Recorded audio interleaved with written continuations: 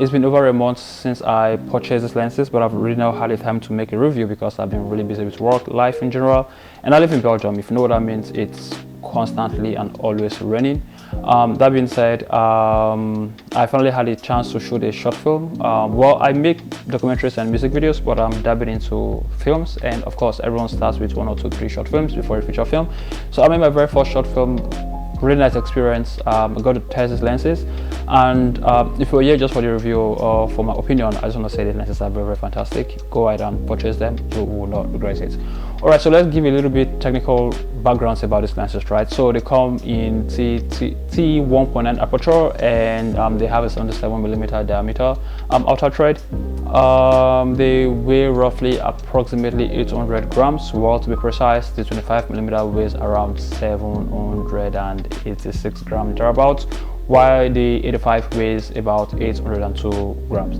That's roughly plus minus, let's say, 20 grams differences, which really doesn't really make a difference when it comes to stabilizing on your RS2 Pro, RS3 Pro, or whatever Game Boys that you have. So I think that's really good, and they all have the same lens as well. So it's good to know that the focus markings are almost precise, not 100%, but let's say 98% thereabouts. So you should not really have any sort of issues while you are changing lenses on your gears and stuff like that. So let's talk about the focus rings and the aperture rings, right? So the focus ring is quite good, like it. It's quite smooth. It's not stiff. It's not as stiff as the Irix, which was a pity when it comes to that lens. I had to return it because of the stiffness of the focus ring. On this lens, it's quite good. You can see it's really easy to focus. And talking about focus as well, too, this has a 300-degree focus throw, which is quite long for a small lens, I would say. But I think I do like it here because it enables me, make precise focusing.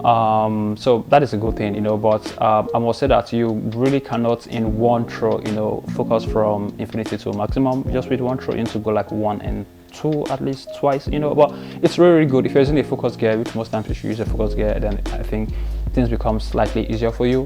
Going to the aperture ring, this is not as smooth as it is smooth though, yeah, but it is stiff. There's a bit of stiffness and resistance to it, which of course, obviously for apertures, you want resistance, right? So that is a good thing. I don't really have any sort of complaint, and I think they're reasonably spaced as well. So you shouldn't have any sort of issue putting 2 focus motors, for instance, your nano motors or your nucleus, whatever, or M motors or your tilter motors as well too.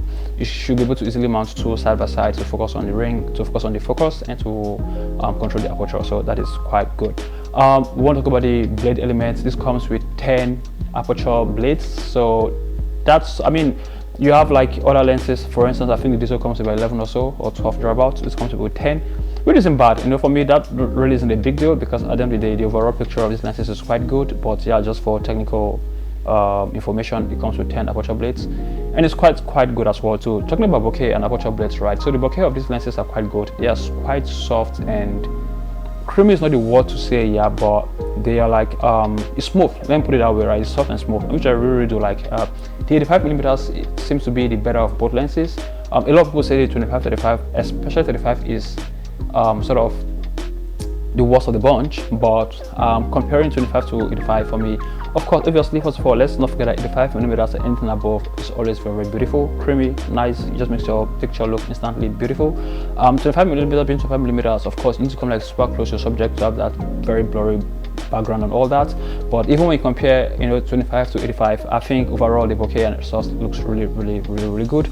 I've not really had time to film this at night, where you have like lights and stuff to see how round, if you have onion rings, or how smooth the bokeh is, and stuff like that. But again, like I said, for me, really, I don't really focus on those things because, to be honest with you, that doesn't really add a lot to my story.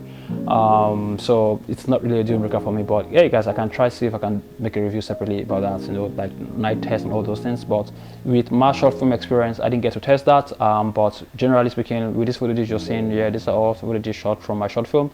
You can judge for yourself and tell me what you think about them. And by the way, this lenses comes in RF, PL and E mount. Rumor has it that the Leica mount will be coming out soon, and also rumor has it that the Nisi plans to release 135 and 14mm as well too, which and 18mm, which I think is quite good, because I'm particularly interested in the 135mm. I will be picking up the 18mm for my ultra wide angle establishing shots. So I'm not really sure I will be interested in sorry, I'll be picking up the 14, I mean, for that. So I'm not sure I'll be interested in 18 that much, but let's see. It depends on the look and feel of the 14mm when I pick it up. I'm talking about focus breathing. Focus breathing also is something that's well controlled on this lens. I don't really think there's any lens that gives you absolutely 0% focus breathing. I mean, I'm not sure of that. But for what it is, comparing this to your traditional Cine Primes or Canon or Shin or Samyang or even Sigma, you know, I think this does really well when it comes to focus breathing.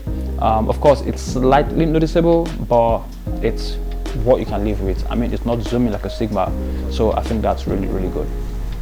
So let's talk about flaring, right? With the 25mm, you don't really notice much of flaring that much. It doesn't really cause much of a halation, but on your 85mm, you do notice it. So for me, this is not really a deal breaker because I don't really purposefully try to flare on my lenses, whatever lens I'm using.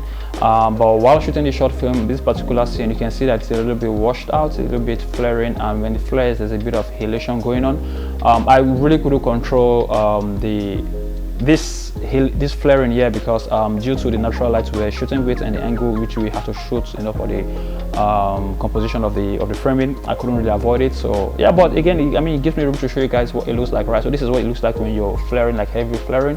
But that being said, I think it's just a bit of washout image you get.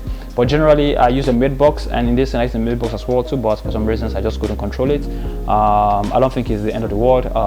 No one is purposefully trying to flare all that stuff. But if it's a deal breaker for you, then so be it. But for me, I don't really think it's a deal breaker. It's quite okay. I can live with it.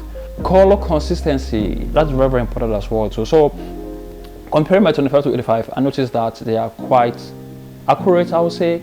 Maybe a slight one or two hue shifts there, and I'm just trying to exaggerate it, to be honest with you. But you know, shooting this on my Komodo X, originally the Komodo X has sort of different color profiles, you know, in the sense that Komodo X, you know, is closer towards the V-Raptor, more of magenta shift and all that, while the Komodo is more greenish and stuff like that, you know. But I noticed that when I shot for instance the 25 on the Komodo and the 85 on the Komodo X, and in post I just had to compensate what I would compensate for normally when I shoot with any lens on these two cameras, you know. So I don't really think that you should be worried about that.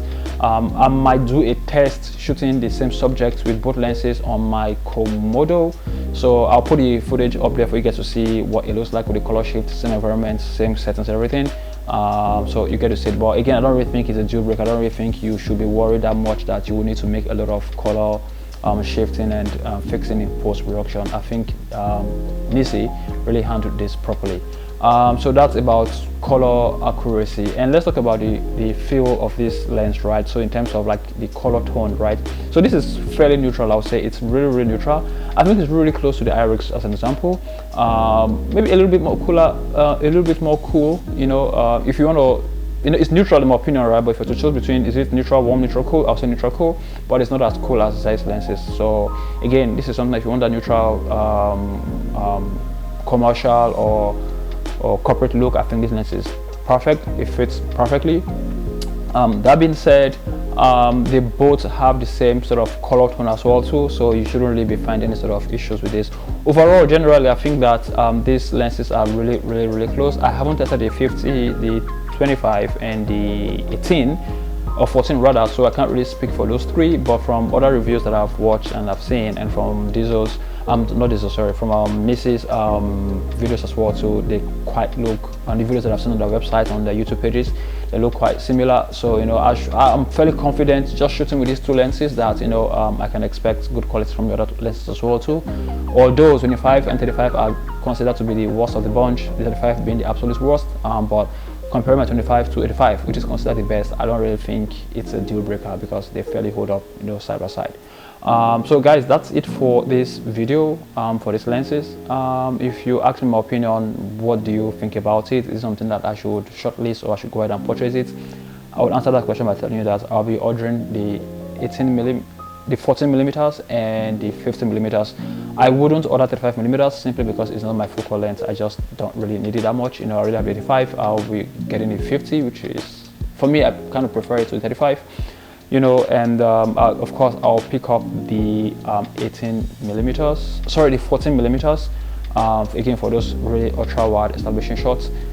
If I could choose between 25 and 50, I think not because of its lens or anything, just generally I think I will pick the 50 because oftentimes than not I kind of find that my style is changing from the ultra wide or medium to wide angle shots to more like tighter shots. So I think 50 and 85 for me, 135 would be really, really nice.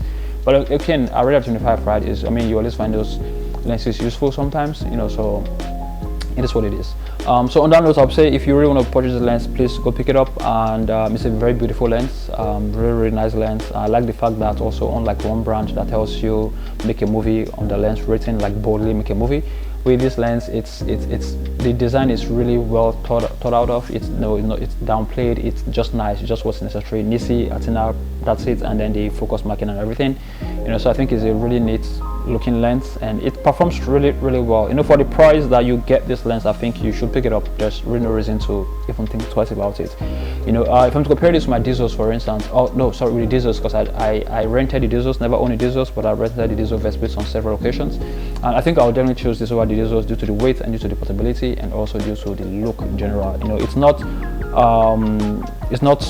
extremely clean like a Sigma as an example, for instance, even though I can kind of compare them, you know, but it's not trying to be arty in any way, which I really do like, you know. Why the diesel is sort of in between arty and clean, you know.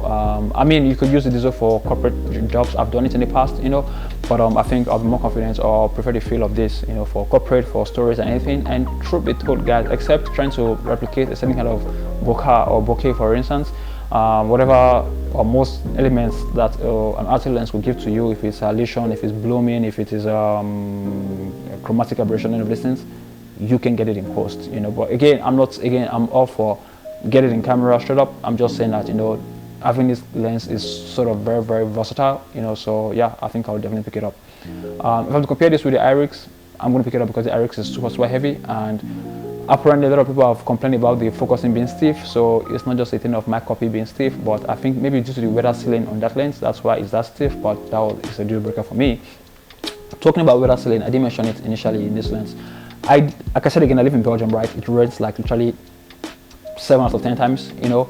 And when you see 50% chance of rain, I guarantee you it's going to rain, you know. So it rained on this shoot. We didn't plan for it. It just happened, and we couldn't shift the dates because we planned literally months ahead, and we had people coming from Netherlands, people actually coming from Finland as well. So we couldn't, like, we had hotels booked for the crew and the cast and everything, feeding, our accommodation arranged, all those things, you know. So we couldn't postpone the shoot. We had to go out shooting in it, and I was a bit skeptical. I wasn't really sure if it's the right thing to do, if it's going to hold up. But I want to tell you that, guys, of course we did have umbrellas and camera bags and all those things, which didn't really work that much because the camera bag I had wasn't customized for my setup. But we were constantly damping the lens to make sure we clean it. But again, at some point it got really soaked, and it's been 2.5 weeks now since we shot this short film, and I tried the lenses as far back as yesterday. So yeah, it works perfectly, nothing is wrong with it. So I can tell you for sure from my experience that at least my own copy that I acquired, that when it comes to slight showers and slight to medium rain, this lenses should hold up quite fine. You should be more worried about your camera than the lens itself, you know. So that's a good thing to also find out as well too. Alright guys, on that note, I want to tell you thank you if you're still watching. If you're here, you rock. If you haven't subscribed, guys, it is free. Like, it is absolutely free. I don't know what you're waiting for. It encourages me to make this video, so please subscribe to it and then click that bell button to get more notifications. And most importantly, guys, I really hope you found this useful, and I hope I was able to answer some of your questions.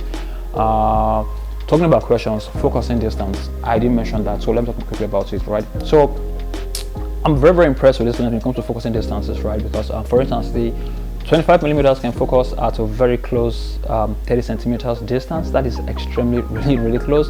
What that means, as an example, is I could put my palm on the mid box of my camera and focus on it, and it gets in focus. That is absolutely stunning. It's really good. Comparing this to the diesels, for instance, or to the IRIX, or to the Mica, or to Rockin or whatever, this has one of the best close distance focusing. You know, you could actually confuse this for a macro lens. The 25mm especially, it's really good. For the 85mm, it focuses at a distance of 80 centimeters. I mean, it's quite okay. It is good. It's still better than most of those brands that I've mentioned.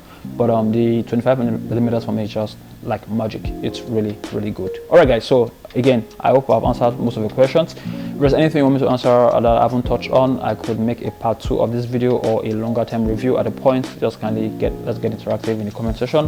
Until next time, I'll be wishing you a good morning, afternoon, evening, wherever you are. Keep creating, and most importantly, please and please do stay safe. Peace out.